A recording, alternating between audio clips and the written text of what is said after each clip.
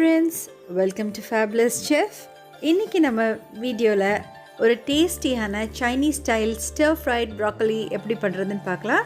இது ஒரு ரொம்பவே டேஸ்டியான ரெசிபி, ரொம்ப ஈஸியும் கூட.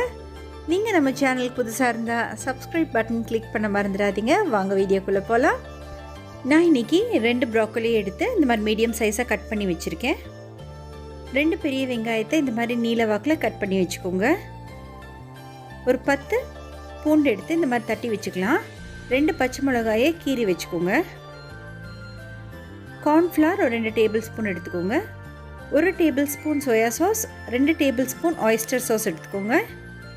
இப்போ ஒரு வடசட்டி வச்சுக்கலாம். அதில் 3 டேபிள் ஸ்பூன் அளவுக்கு எண்ணெய் சேர்த்துக்கோங்க. நம்ம சாதா வெஜிடபிள் ஆயிலே யூஸ் பண்ணிக்கலாம்.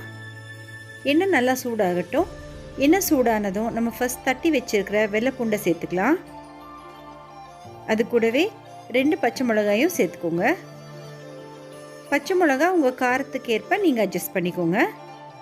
இப்போ பூண்டை நல்லா வணக்கிக்கோங்க.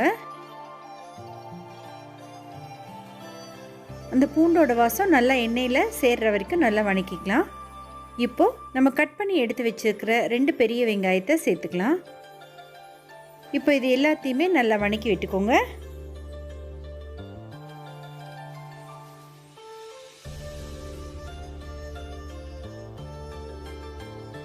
இப்போ இதுக்கு தேவையான அளவு உப்பு சேர்த்துக்கலாங்க. நான் இன்னைக்கு ஒரு 1/2 டீஸ்பூன் அளவுக்கு உப்பு சேர்த்துருக்கேன்.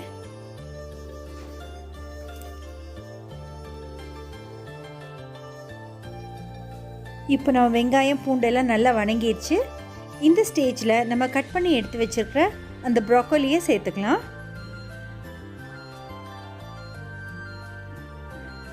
உங்களுக்கு ப்ரோக்கோலி சீக்கிரமாக வெந்துடும், அதனால ரொம்ப நேரம் அடுப்பில் வைக்கக்கூடாது. ஒரு 10 நிமிஷத்துக்குள்ளேயே நம்ம டிஷ் ரெடி ஆயிரும்.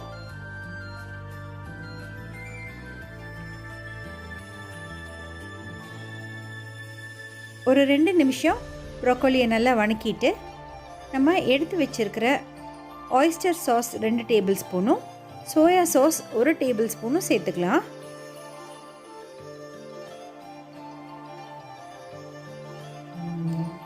ஆயிஸ்டர் சாஸ் கொஞ்சம் எக்ஸ்ட்ரா வேணாலும் சேர்த்துக்கலாம், ஒரு நல்ல டேஸ்ட் கொடுக்குங்க.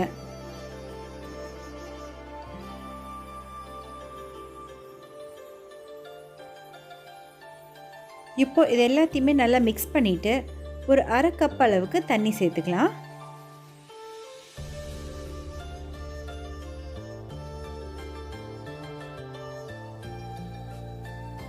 இப்போ இந்த வடசட்டியை ஒரு மூடி போட்டு மூடி வச்சு ஒரு 2 நிமிஷம் அந்த தண்ணியில் நல்லா வேகட்டுங்க.